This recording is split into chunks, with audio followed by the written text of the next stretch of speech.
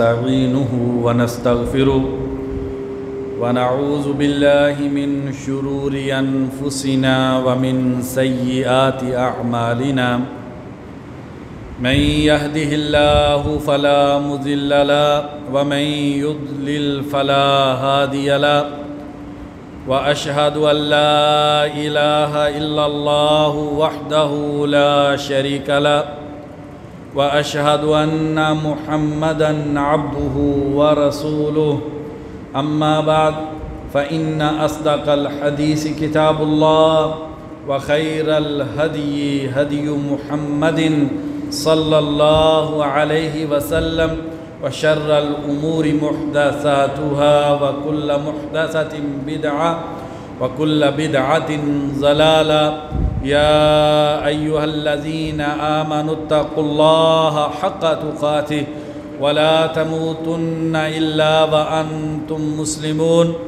يا أيها الناس اتقوا ربكم الذي خلقكم من نفس واحدة وخلق منها زوجها وبث منهما رجالا كثيرا ونساء واتقوا الله الذي تساءلون به والأرحام إن الله كان عليكم رقيبا يا أيها الذين آمنوا اتقوا الله وقولوا قولا سديدا يصلح لكم أعمالكم ويغفر لكم ذنوبكم ومن يطع الله ورسوله فقد فاز فوزا عظيما أما بعد فأعوذ بالله من الشيطان الرجيم يا أيها الذين آمنوا قوا أنفسكم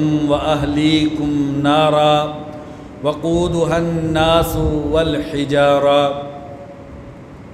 ہر قسم کی حمد و ثنا اس اللہ احکم الحاکمین کے لیے کہ جس ذات باری تعالیٰ نے انسان کو اس دنیا میں اولاد پھولوں جیسی نعمت سے انسان کو نوازا ہے۔ انگنت لا تعداد درود و سلام ہو نبی اکرم صلی اللہ علیہ وسلم کی ذات اقدس پہ کہ جنہوں نے انسان کو اس دنیا میں رہتے ہوئے اولاد کی بہترین تربیت کرنے کے بارے میں ایسی شاندار عمدہ بہترین تعلیمات عطا فرمائیں کہ جس کی مثال انسانی تاریخ میں نہیں ملتی۔ کروڑوں رحمتیں ہوں صحابہ کرام پر، تابعین عظام پر، محدثین کرام پر کہ جو انسانیت کے سامنے اولاد کی تربیت کے حوالے سے بڑی درخشندہ روشن مثالیں چھوڑ کر گئے ہیں۔ پیارے ایمان والے بھائیوں، اللہ تبارک و تعالی آپ کی اولادوں کو آپ کی آنکھوں کی ٹھنڈک بنائے۔ میرے اور آپ کے خالق و مالک کا فرمان ہے کہ یا ایھا الذین آمنو، اے ایمان لانے والو، اے کائنات کے وہ عظیم لوگوں جو اس دنیا میں آنے کا اپنی زندگی کا مقصد سمجھ گئے ہیں، جن کو اس بات کا ایمان اور یقین ہے کہ یہ دنیا کی زندگی عارضی زندگی ہے، اس زندگی کے بعد پھر قبر ہے، پھر محشر ہے، پھر محشر کے میدان میں حساب کتاب ہے، پھر جنت اور جہنم ہے۔ جو لوگ اس دنیا کی اور آخرت کی حقیقت کو سمجھ چکے ہیں، قوا انفسکم واہلیکم نارا، اے ایمان لانے والو، اپنے آپ کو، اپنی بیوی اور بچوں کو جہنم کی خوفناک آگ سے بچا لو۔ وقودها الناس والحجارہ، جس آگ کا ایندھن لوگ اور پتھر ہوں گے، جس آگ کو لکڑیوں سے نہیں جلایا جائے گا بلکہ اس آگ کا ایندھن لوگ ہوں گے اور پتھر ہوں گے۔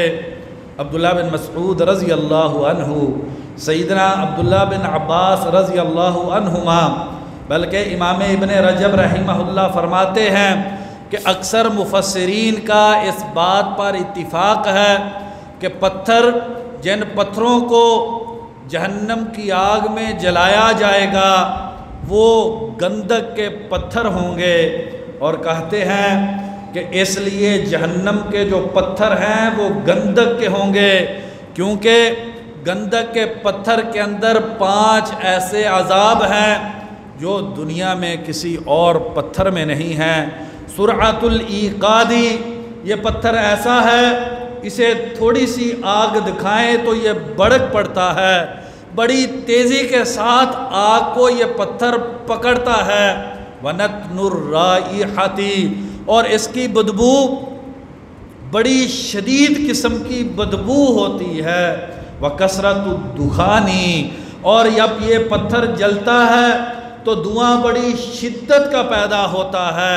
وَشِدَّةُ الْإِلْتِصَاقِ بِالْأَبْدَانِ، اور جب یہ پتھر پگھلتا ہے تو یہ جسم پہ بڑی سختی سے چمٹ جاتا ہے۔ وَقُوَّةُ حَرِّهَا إِذَا حَمِيَتْ، اور جب یہ پتھر گرم ہوتا ہے تو بڑا ہی شدید گرم ہوتا ہے۔ بھائیو، اللہ تبارک و تعالی مجھ کو اور آپ کو اس جہنم کی آگ سے محفوظ رکھے جس آگ کا ایندھن لوگ اور ایسا پتھر جو جلتا شدید ہے، جس کا دھواں بڑا سخت ہے، جس کی بدبو بڑی خطرناک ہے، جو جسم پہ چمٹ جانے والا ہے اور بڑا شدید سخت گرم ہونے والا ہے۔ اللہ تبارک و تعالیٰ فرماتے ہیں اپنے آپ کو اس جہنم سے، اس جہنم کی آگ سے اپنے آپ کو بھی بچا لو، اپنے بیوی بچوں کو بھی بچا لو، جس آگ کا ایندھن لوگ اور پتھر ہیں۔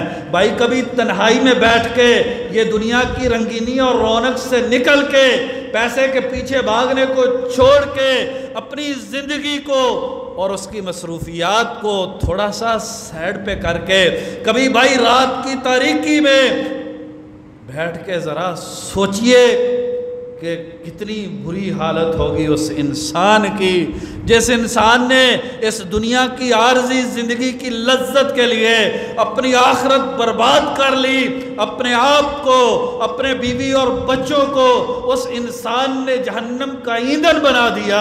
اس انسان سے بد نصیب انسان کوئی نہیں ہے، چاہے اس دنیا میں اس نے اپنی اولاد کے لیے بڑی شاندار کوٹھی بنائی ہو، ہر بیٹے کے لیے اس نے گاڑی خریدی ہو، اس اپنی اولاد کا کاروبار اس نے بہت اچھا بنایا ہو، یہ انسان کامیاب نہیں ہے۔ کامیاب وہ انسان ہے جس نے اپنی اولاد کو جہنم کی آگ سے بچا لیا۔ اللہ تبارک و تعالیٰ قرآن مجید میں فرماتے ہیں المال والبنون زینت الحیات الدنیا، لوگو یہ پیسہ اور اولاد یہ دنیا کی زندگی کی رنگینی، رونق اور زینت ہیں۔ بھائیو، کتنا برا وہ والد ہے، ذرا انسان سوچے کہ جس نے اپنی سب سے قیمتی چیز، اپنی اولاد، اپنے جگر کے ٹکڑے، اس نے دنیا کے اندر اسے درندوں کے حوالے کر دیا۔ اگر کوئی انسان اپنی اولاد کو شیر اور چیتے کے سامنے ڈال دے تو معاشرے میں اس انسان کے بارے میں کیا تصور ہوگا؟ لوگ کیا سوچیں گے؟ اتنا سنگ دل باپ، اتنا ظالم باپ، اتنا برا باپ۔ لیکن اس سے بھی برا ہے کہ انسان اپنی اولاد کی صحیح تربیت نہ کرے۔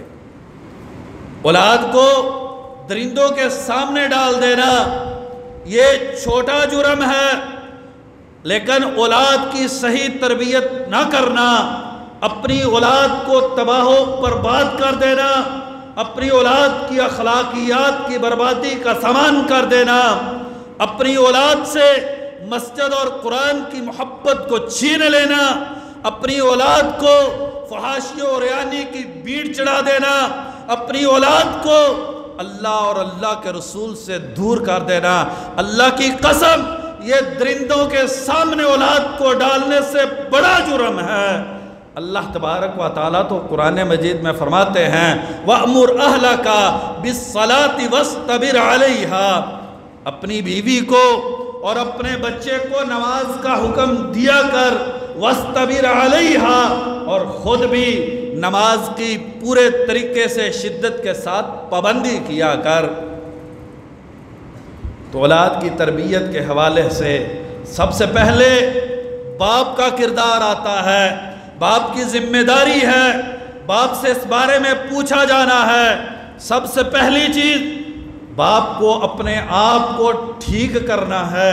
اولاد کے سامنے نمونہ ان اولاد کے سامنے اپنا باپ ہوتا ہے۔ میں نے معاشرے میں بہت سارے لوگوں کو دیکھا جو سمجھتے ہیں یا ان کا کردار ایسا ہے کہ میں جھوٹ بولوں لیکن میری اولاد سچ بولنے والی ہو، میں بد نظری کروں، میں بے حیائی کی انتہا کو پہنچ جاؤں لیکن میری اولاد حیات دار ہو، میں چوکوں چراہوں پہ کھڑے ہو کے دوسروں کی عزت کو اپنی گندی نگاہوں سے تار تار کروں لیکن میری اولاد جو ہے وہ شرم و حیا کی پیکر ہونی چاہیے، میں بددیانت رہوں لیکن میری اولاد جو ہے وہ امانت دار ہونی چاہیے۔ ایک آدمی اس رمضان میں میرے پاس آیا اور آ کے کہا یہ میرا بیٹا ہے، اسے نصیحت کرے، یہ مسجد میں آیا کرے، نماز پڑھا کرے، مسجد میں یہ اذان کہا کرے، یہ دن رات موبائل میں اپنی جوانی کو برباد کر رہا ہے۔ یہ کہنے والا باپ خود نماز نہیں پڑھتا۔ وَأْمُرْ أَهْلَكَ بِالصَّلَاةِ وَاسْتَبِرْ عَلَيْهَا، اپنی اولاد کو اپنی بیوی کو نماز کا حکم دو لیکن وَاسْتَبِرْ عَلَيْهَا، خود اس نماز کی پورے طریقے سے پہرے داری دو، کیونکہ بے نمازی کے گھر سے عموماً بے نمازی پیدا ہوتے ہیں، جھوٹوں کے گھر سے عموماً جھوٹے پیدا ہوتے ہیں، جو دن رات خود فلمیں دیکھتے ہیں ان کی اولاد شرم و حیا والی نہیں ہوا کرتی۔ عام طور پہ جسے خود حلال اور حرام کی تمیز نہیں ہوتی، اولاد بھی حلال اور حرام کی تمیز کرنے والی نہیں ہوتی۔ عموماً ایسے ہوتا ہے، جیسا باپ کا کردار ہوتا ہے ویسے ہی انسان کی اولاد ہوتی ہے۔ سیدنا عبداللہ بن مسعود رضی اللہ عنہ جب رات کو تہجد کی نماز کے لیے اٹھتے تو لمبی تہجد کی نماز پڑھتے، چھوٹا بیٹا پہلو میں سویا ہوا ہوتا، اس کو مخاطب کر کے کہتے بیٹا یہ نمازیں میں تیرے لیے پڑھتا ہوں، میری نیکی کی وجہ سے اللہ تبارک و تعالیٰ تجھ کو نیکی کی توفیق دیں گے۔ میں جو رات کو اللہ کی عبادت کرتا ہوں، جہاں پر اللہ کی بندگی مقصود ہے وہاں پر یہ بھی مقصود ہے کہ میرا بیٹا نیک اور متقی بن جائے۔ سب سے پہلے اولاد کے سامنے ہم اچھا نمونہ پیش کریں، جیسی ہم اولاد کو بنانا چاہتے ہیں۔ سب سے پہلے والدین کی ذمہ داری ہے کہ وہ اپنے آپ کو ویسا بنائیں۔ پھر دوسرے نمبر پہ اولاد کی دنیا کی ضرورت کو پورا کرنے سے پہلے اولاد کی روح کی ضرورت اس کو پورا کرنا ضروری ہے۔ ہم میں سے معاشرے میں ہر آدمی زور لگاتا ہے، حلال حرام کی پرواہ نہیں کرتا، دن رات کی فکر نہیں کرتا، کس لیے میرے بچے کو اچھی چھت مل جائے، خوبصورت گھر مل جائے، اچھا خوبصورت کھانا ملے، عمدہ اعلیٰ لباس مل جائے۔ اکثر لوگوں کی محنت کوشش اسی بارے میں ہے، لیکن اس سے زیادہ ضروری ہے کہ اولاد کی دینی تربیت کے لیے محنت کی جائے۔ وہ والد اپنی اولاد کا سب سے بڑا دشمن اور سب سے پہلا دشمن اولاد کا انسان کے والدین ہوتے ہیں، جو انسان کی جسمانی ضرورتیں پوری کرنے کے لیے دن رات ایک کر دیتے ہیں۔ لیکن اپنی اولاد کی روحانی تربیت کرنے کے لیے کسی قسم کی محنت نہیں کرتے ہیں۔ سیدنا ابو ہریرہ رضی اللہ عنہ بیان کرتے ہیں، بخاری اور مسلم کی حدیث ہے، نبی اکرم صلی اللہ علیہ وسلم نے فرمایا ما من مولود الا ویولد علی الفطرۃ، ہر پیدا ہونے والے بچے کو اللہ اپنی پہچان دے کے پیدا کرتے ہیں۔ جب بچہ دنیا میں آتا ہے اللہ تبارک و تعالیٰ اسے توحید کی سمجھ دے کر اس دنیا میں بھیجتے ہیں۔ اللہ تبارک و تعالیٰ جب بھی کوئی بچہ پیدا ہوتا ہے وہ اسلام پر، ایمان پر، اعلیٰ اخلاقیات پر پیدا ہوتا ہے۔ فَأَبَوَاهُ يُحَوِّدَانِهِ أَوْ يُنَصِّرَانِهِ أَوْ يُمَجِّسَانِهِ، اس کے ماں باپ اسے یہودی بناتے ہیں، اس کے ماں باپ اسے عیسائی بناتے ہیں، اس کے ماں باپ اسے مجوسی بناتے ہیں۔ اللہ تبارک و تعالی جب بچے کو وجود بخشتے ہیں، جب بچہ اس دنیا میں آتا ہے اعلیٰ کردار لے کے پیدا ہوتا ہے، اللہ کی پہچان لے کے پیدا ہوتا ہے، حلال و حرام کی تمیز لے کے پیدا ہوتا ہے، بڑے اور چھوٹے کے فرق کی سمجھ لے کے پیدا ہوتا ہے۔ یہ ماں باپ ہیں جو ظلم کرتے ہیں اور اپنی اولاد کو کوئی زانی بنا دیتا ہے، کوئی اپنی اولاد کو اپنی بد کرداری کی وجہ سے ڈاکو بنا دیتا ہے، کوئی اپنے کردار سے اپنی اولاد کو چور، جھوٹ بولنے والا، بددیانت اور خائن بنا دیتا ہے۔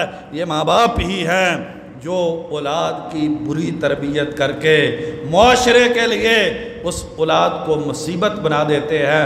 ذرا غور کیجئے، ابراہیم علیہ السلام کے واقعے پہ میں نے اور آپ نے بھی قربانی دی ہے، قربانی کے خطبے پر بھی اس بات کی طرف اشارہ کیا تھا۔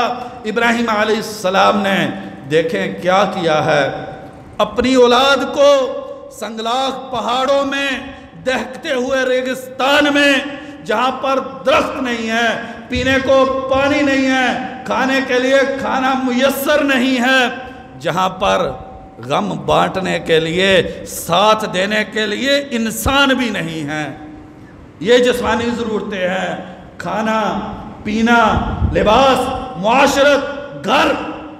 ابراہیم علیہ السلام نے اپنی اولاد کے لیے کوئی گھر نہیں بنایا، آگے وہاں پر کوٹھی تعمیر نہیں کی، جس کی مجھ کو اور آپ کو سب سے زیادہ فکر ہے۔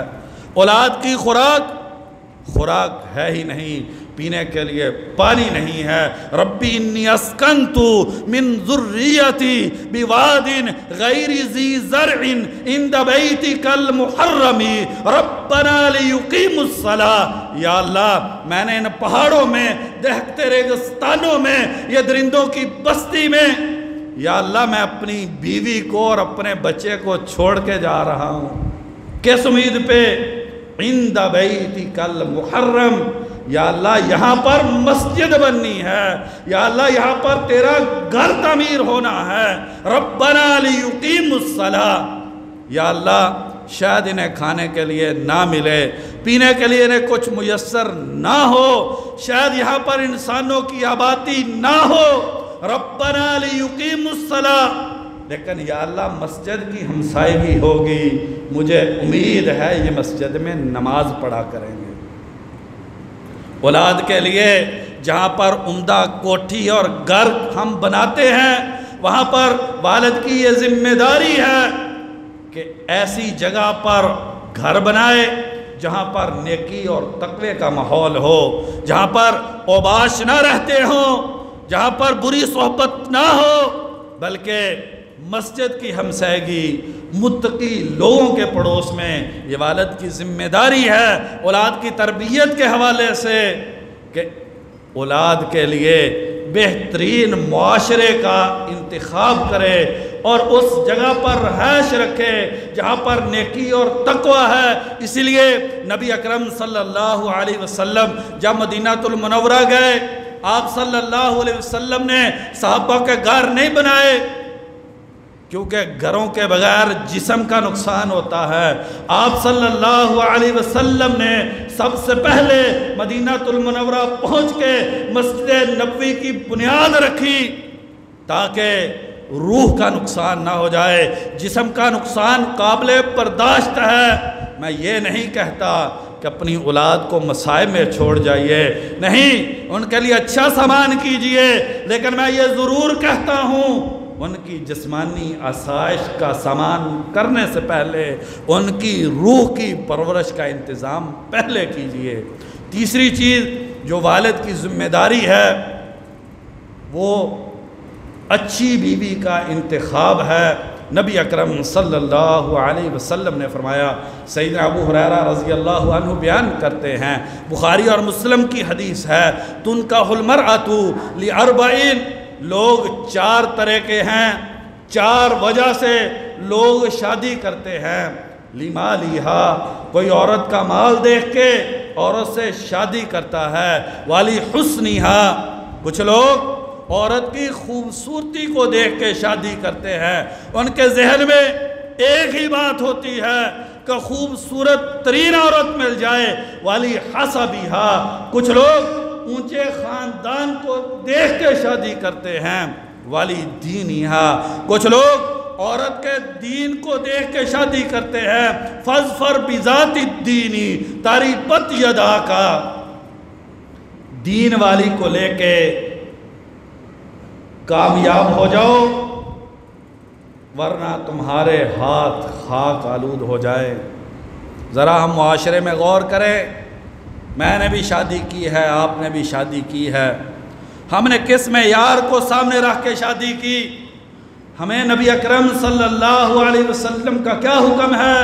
فاظفر بذات الدین، دیندار، متقی، پرہیزگار، شرم و حیا والی، عفت کی چادر اوڑھنے والی، اعلیٰ اخلاقیات کی حامل عورت، نماز پڑھنے والی، قرآن مجید کی تلاوت کرنے والی، اللہ کا ڈر اور خوف رکھنے والی۔ فاظفر بذات الدین، دیندار عورت کے ساتھ شادی کرو، کامیاب ہو جاؤ گے۔ اگر دین کو چھوڑ دیا اور دوسری چیزیں لے لی، انسان خود بھی برباد ہو گیا اور انسان نے خود اپنی اولاد کی بربادی کا سامان کر دیا۔ سیدنا عمر فاروق رضی اللہ عنہ کے پاس ایک والد آیا اور آ کے کہا، امیر المومنین، خلیفۃ المسلمین، میرا بیٹا میرا بڑا نافرمان ہے، میری بات نہیں مانتا، میں اسے کہتا ہوں میری بات رد کر دیتا ہے۔ ذرا ہم اپنے گھروں کے اندر نگاہ دوڑائیں، آج اولادوں کا کیا حال ہو گیا ہے۔ ماں باپ کے لیے یہ پھول جیسی نعمت اولاد عذاب بن گئی ہے۔ بہت سارے گھر جو ہے اولاد کی بد کرداری کی وجہ سے جہنم کا سامان پیش کر رہے ہیں۔ باپ باپ، ماں ماں بلک رہے ہیں، اپنی اولاد کے ہاتھوں ذلیل اور رسوا ہے۔ تو ایسے ہی اس باپ نے آ کے عمر فاروق رضی اللہ عنہ سے گلا کیا، میرا بیٹا میرا نافرمان ہے۔ عمر فاروق رضی اللہ عنہ کو اس بات کا بہت دکھ ہوا کہ اللہ تبارک و تعالیٰ کے بعد سب سے زیادہ حق حقوق والدین کے، اور یہ نافرمان اولاد۔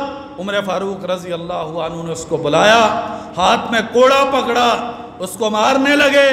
بیٹے نے کہا، امیر المومنین ایک گزارش سن لیجئے، پھر جو سزا آپ دینا چاہیں مجھے دے لیجئے۔ جی، کہا میرے باپ پہ کیا حق ہے؟ عمر فاروق رضی اللہ عنہ نے فرمایا، تیرے والد پہ یہ حق ہے کہ تیرے لیے اچھی ماں کا انتخاب کرے، دیندار، سمجھدار، اعلیٰ اخلاقیات کی حامل، شرم و حیا والی۔ ہم نے اپنی اولادوں پہ کیا ظلم کیا، ہم نے اپنی اولادوں کو کس جہنم میں جھونک دیا ہے۔ مائیں فلمیں دیکھنے والی، گانے سننے والی، ایسی ماؤں کے زیر تربیت اولاد، یہ بھی ایک قسم کی درندگی ہے۔ غالباً ابراہیم نخعی رحمہ اللہ، ان کا بیٹا چھوٹا سا رو رہا، لونڈی نے پکڑا، اس کو دودھ پلا دیا، فوراً بچے کو چھینا، بچے کے حلق میں انگلی ڈالی، اور سارا دودھ الٹی کروا دیا اور کہا دودھ کی تاثیر ہوتی ہے، میری بیوی اس کا مجھے پتہ ہے، وہ تہجد گزار ہے، نماز کی پابند ہے، شرم و حیا والی ہے، قرآن مجید کی تلاوت کرنے والی ہے۔ جب اس ماں کا دودھ جسم کا حصہ بنے گا تو رگ رگ میں نیکی اور تقوی جو ہے وہ سرایت کر جائے گا۔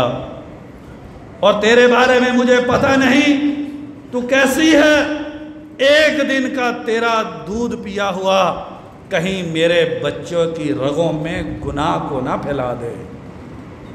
ہم نے کبھی سوچا کہ ہماری بیویاں فلمیں دیکھیں، گانے دیکھیں، بے حیائی والا سامان سارا شرم و حیا والی مسلمان عورت دیکھے، اور پھر اس نے جو بچے کی تربیت کرنی ہے تو وہ معاشرے کے لیے بچہ عذاب نہ ہو، خاندان کی بربادی کا وہ بچہ سامان نہ کرے تو کیا کرے؟ تو عمر فاروق رضی اللہ عنہ نے فرمایا تیرا یہ حق ہے کہ تیرے لیے اچھی ماں کا انتخاب کرے، تجھے قرآن و حدیث کی تعلیم دے، تیرا اچھا نام رکھے، یہ تیرے 3 حق ہے۔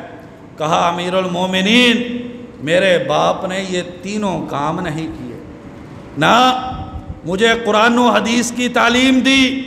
ذرا میں ابھی سوچے اور آپ بھی سوچے، ہم اپنے بچوں کو کون سی تعلیم دے رہے ہیں؟ کتنا ہم نے خود قرآن پڑھا، کتنا ہم نے اولاد کو قرآن پڑھنے کا کہا۔ حالانکہ سیدنا انس بن مالک رضی اللہ عنہ فرماتے ہیں، امام خلال نے سنہ میں نقل کیا ہے، کاش کہ یہ قول ہم اپنے دلوں پہ نقش کر لیں۔ کہتے ہیں کانوا یعلمون اولادہم محبت الشیخین کما یعلمونہم السورۃ من القرآن۔ صحابہ اپنی اولادوں کو ابو بکر و عمر رضی اللہ عنہما کی محبت ایسے سکھایا کرتے تھے جیسے قرآن مجید کی سورت سکھلایا کرتے تھے۔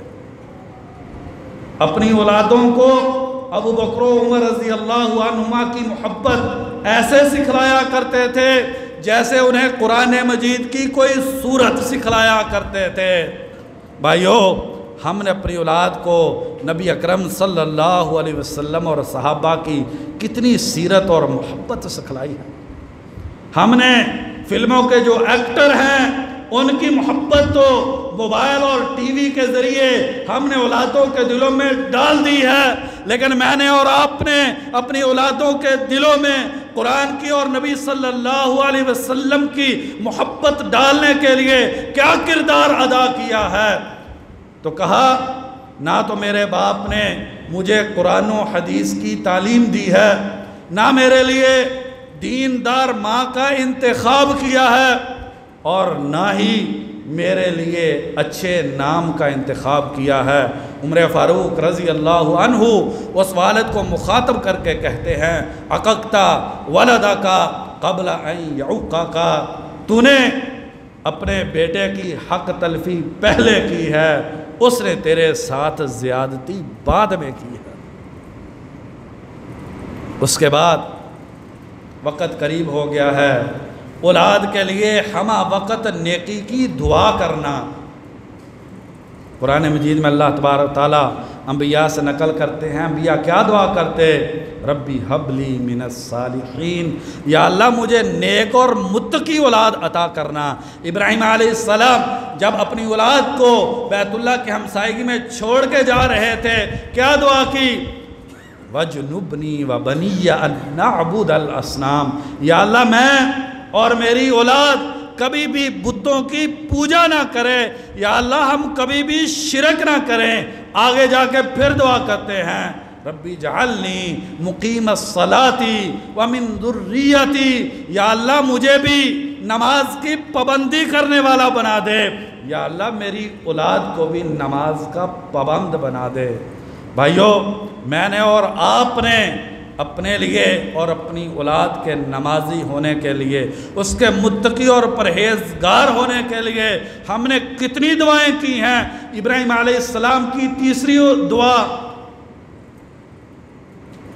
وجعلنا مسلمین لک ومن ذریتنا امۃ مسلمۃ لک، یا اللہ مجھ کو، میرے بیٹے اسماعیل کو، اور یا اللہ ہم کی آنے والی نسل کو اپنے فرما بردار بنا دے۔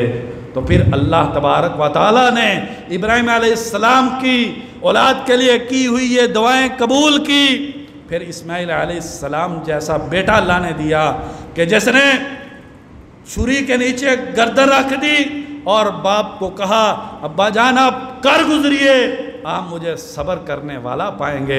زکریا علیہ السلام بھی اپنی اولاد کے لیے کیا دعا کرتے؟ ربی حب لی من لدنک ذریۃ طیبہ انک سمیع الدعاء، یا اللہ مجھے پاکیزہ، یا اللہ مجھے پاکیزہ اولاد دینا، تو دعاؤں کو سننے والا ہے۔ اللہ تبارک و تعالیٰ نے مومنین کے بارے میں فرمایا، مومنین کیا کہتے ہیں؟ ربنا حب لنا من ازواجنا وذریاتنا قرۃ اعین واجعلنا للمتقین اماما، یا اللہ ہماری بیویوں کو اور ہماری اولادوں کو ہماری آنکھوں کی ٹھنڈک بنا دے۔ حسن بصری رحمہ اللہ فرماتے ہیں کہ اس دعا کا مطلب یہ ہے کہ یا اللہ ہماری بیویوں کو اور ہماری اولادوں کو متقی، پرہیزگار، نیک کار بنا دے۔ یا اللہ ہم انہیں تیری عبادت کرتے ہوئے دیکھیں اور ہماری آنکھوں کو ٹھنڈک مل جائے۔ اولاد کے لیے نیکی اور تقوی کی دعا کیجئے۔ اللہ تبارک و تعالیٰ سے دعا ہے اللہ تبارک و تعالیٰ ہمیں بھی اور ہماری اولادوں کو بھی اللہ تبارک و تعالیٰ ویسا بننے کی توفیق عطا کر دے جیسا بننا اللہ تبارک و تعالیٰ کو پسند ہے۔ وما توفیقی الا باللہ۔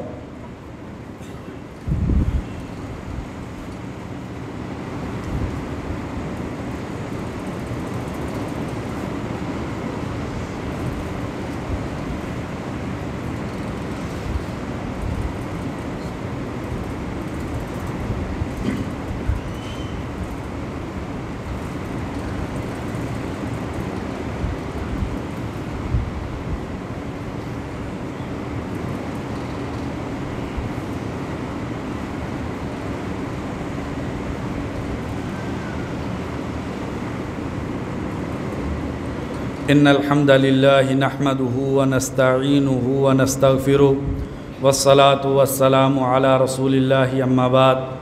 سیدنا عبداللہ بن عمر رضی اللہ عنہما بیان کرتے ہیں، بخاری اور مسلم کی حدیث ہے، نبی اکرم صلی اللہ علیہ وسلم نے اپنی پیاری سچی خوبصورت زبان سے فرمایا، کلکم راعٍ وَكُلُّكُمْ مَسْئُولٌ عَنْ رَعِيَّتِهِ، تم میں سے ہر ایک ذمہ دار ہے اور کل قیامت کے دن اس سے اس کی ذمہ داری کے بارے میں پوچھا جائے گا۔ الرَّجُلُ رَاعٍ فِي أَهْلِهِ، آدمی اپنی بیوی اور بچوں کا نگران اور ذمہ دار ہے۔ وَهُوَ مَسْئُولٌ عَنْ رَعِيَّتِهِ، کل قیامت کے دن انسان سے بیوی اور اولاد کے بارے میں سوال کیا جائے گا۔ اس اولاد کی تربیت کیسے کی، اس اولاد کو کیسا بنانے کی تو نے کوشش کی، یہ انسان سے کل قیامت کے دن سوال ہوگا۔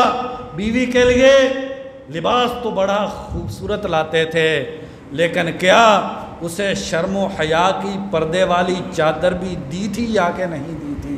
بیٹی کے لیے جوتی اور لباس بڑا خوبصورت لاتے تھے، لیکن کیا اس بیٹی کو نمازی بھی بنایا تھا یا کہ نہیں؟ اولاد کے لیے بہترین کھانے کا اہتمام کرتے تھے، لیکن کیا اس اولاد کو متقی بنایا یا کہ نہیں؟ وَهُوَ مَسْئُولٌ عَنْ رَعِيَّتِهِ، ہر انسان سے اس کی اولاد کے بارے میں سوال ہوگا۔ وَالْمَرْأَةُ رَاعِيَةٌ فِي بَيْتِ زَوْجِهَا وَهِيَ مَسْئُولَةٌ عَنْ رَعِيَّتِهَا، عورت اپنے خامند کے گھر میں ذمہ دار ہے کہ اپنے خامند کی اولاد کی تربیت کیسی کرتی ہے۔ وَهِيَ مَسْئُولَةٌ عَنْ رَعِيَّتِهَا، اور کل قیامت کے دن ہر ماں سے اس کی اولاد کے بارے میں پوچھا جائے گا۔ ساتھ بٹھا کے فلمیں دکھاتی تھی، ساتھ بٹھا کے جھوٹ بولتی تھی، ساتھ بٹھا کے نماز کو ترک کر دیتی تھی، اذان سن کے نماز نہیں پڑھتی تھی، جب گھر سے نکلتی تھی شرعی پردہ نہیں کرتی تھی، اور خاندان کے لوگوں سے بھی پردہ نہیں کرتی تھی۔ اولاد کی کیسی تربیت کی، وَهِيَ مَسْئُولَةٌ عَنْ رَعِيَّتِهَا، اور کل قیامت کا دن ہر ماں سے اولاد کے بارے میں پوچھا جائے گا، اے ماں ذرا بتلا، یہ تیرے بیٹے نے بازار میں بد نظری کی، اس میں تیرا کردار تو نہیں ہے، اس تیری اولاد نے نماز نہیں پڑھی، تو کہاں گئی تھی؟ باپ سے سر محفل پوچھا جائے گا۔ نبی اکرم صلی اللہ علیہ وسلم نے فرمایا، ابو داؤد شریف کی حدیث ہے، عبداللہ بن عمر بن عاص رضی اللہ عنہ بیان کرتے ہیں، نبی کائنات صلی اللہ علیہ وسلم نے حکم دیا ہے، مروا اولادکم بالصلاۃ وہم ابناء 7، جب تمہاری اولاد 7 سال کی ہو جائے نماز کا حکم دیا کرو، وَاضْرِبُوهُمْ عَلَيْهَا إِذَا بَلَغُوا الْعَشْرَ، جب بچے 10 سال کے ہو جائیں نماز نہ پڑھے انہیں مارا کرو، وَفَرِّقُوا بَيْنَهُمْ فِي الْمَضَاجِعِ، اور 10 سال کی عمر کے دونوں بیٹوں کو، 2 بیٹیوں کو، بیٹے اور بیٹی کو ایک بستر پہ نہ لیٹنے دینا۔ یہ نبی اکرم صلی اللہ علیہ وسلم نے ہر ایمان والے والد کو حکم دیا۔ سوال اب یہ ہے کہ 7 سال کے بچے کو میں اور آپ نماز کا حکم دیتے ہیں یا کہ نہیں دیتے؟ 10 سال کے بچے کو اگر نماز نہ پڑھے ہم نماز چھوڑنے پہ مارتے ہیں یا کہ نہیں مارتے؟ اگر تو نماز کا حکم ہے، نماز چھوڑنے پہ سزا ہے، آپ نے اپنی ذمہ داری پوری کر دی، پھر اولاد خراب ہو گئی، آپ سے نہیں پوچھا جائے گا، لیکن اولاد 7 سال کی ہے، نماز کا حکم نہیں دیا، اولاد 10 سال کی ہے، نماز چھوڑی، سختی نہیں کی، بچہ سکول نہیں گیا، سزا دیتے ہیں، بچے کو بازار بھیجا، بات نہ مانی، آلو نہیں لے کے آیا، سزا دیتے ہیں، لیکن نماز چھوڑ دی، سزا نہیں دیتے ہیں۔ کہاں پر ہمارا ایمان ہے؟ اور دوسری حدیث بھی یاد رکھیے، بخاری اور مسلم کی حدیث ہے، نبی اکرم صلی اللہ علیہ وسلم کے صحابی معقل بن یسار رضی اللہ عنہ بیان کرتے ہیں، نبی اکرم صلی اللہ علیہ وسلم نے فرمایا، ما من عبد یسترعیہ اللہ رعیتا یموت یوم یموت وہو غاش لرعیتہ الا حرم اللہ علیہ الجنہ۔ بہت بڑی وعید ہے، اور اس کائنات کی قرآن مجید کے بعد سب سے صحیح ترین کتاب بخاری اور مسلم کی حدیث ہے، جس نے اپنے متحد لوگوں کے ساتھ دھوکہ کرتے ہوئے اس دنیا سے جو انسان چلا گیا، اللہ نے ایسے انسان پہ جنت کو حرام کر دیا۔ اپنے متحد لوگوں کے ساتھ دھوکہ کرتے ہوئے جو انسان اس دنیا سے چلا گیا، بخاری اور مسلم کی حدیث ہے، اس انسان پہ اللہ تعالیٰ نے جنت کو حرام کر دیا ہے۔ اس سے بڑا دھوکہ کیا ہوگا کہ انسان جو ہے اپنی اولاد کو مسجد سے دور کر دے، قرآن سے دور کر دے، اسکول کی تعلیم کی تو بہت فکر ہو، لیکن قرآن اور حدیث کی تعلیم کی بالکل فکر نہ ہو، فیکٹری پہ کام کرنے کی، اچھی ملازمت کی تو فکر ہو، لیکن نماز پڑھی ہے یا نہیں پڑھی اس کی فکر نہ ہو، تو اس سے بڑا اولاد کو انسان اور کوئی دھوکہ نہیں دے سکتا۔ اور جو انسان اولاد کو دھوکہ دیتے ہوئے اس دنیا سے چلا گیا، اللہ تبارک و تعالیٰ کے پیارے نبی فرماتے ہیں ایسے انسان پہ جنت حرام ہے۔ یہ ذمہ داری ہے، انشاءاللہ بقیہ موضوع جو ہے وہ آئندہ جمعے میں مکمل کریں گے۔ اللہ تبارک و تعالیٰ سے دعا ہے اللہ تبارک و تعالیٰ ہمیں حقیقی معنی میں مومن بننے کی توفیق عطا فرما دے، اور اپنی اولادوں کی تربیت ویسی کرنے کی توفیق دے دے جیسی نبی اکرم صلی اللہ علیہ وسلم کو مطلوب ہے۔ اللہ تبارک و تعالی ہماری اولادوں کو نیک اور متقی بنا دے، ہماری آنکھوں کی ٹھنڈک بنا دے، 5 وقت کی نمازی بنا دے، آنکھوں میں شرم و حیا لے کر جینے والی اولاد اللہ تبارک و تعالی بنا دے۔ اس مسجد کے ایک نمازی ہمارے محترم بھائی عبدالصمد اللہ کو پیارے ہو گئے ہیں، اللہ تبارک و تعالی ان کی قبر کو جنت کا باغیچہ بنا دے، آخرت کی منزلیں اللہ تبارک و تعالی ان کی آسان فرما دے، گناہوں کو اللہ تبارک و تعالی اپنی رحمت سے معاف فرما دے، نیکیوں کو اللہ تبارک و تعالی اپنی رحمت سے قبول فرما لے۔ بھائیو، ایک دن میں نے اور آپ نے بھی اسی طریقے سے دنیا سے چلے جانا ہے، ابھی وقت ہے سوچنے کا، سمجھنے کا، سنبھلنے کا، سنبھل جائیے ورنہ آخرت کا معاملہ بڑا سنگین ہے۔ سبحان ربک رب العزت عما یصفون وسلام علی المرسلین والحمد للہ رب العالمین۔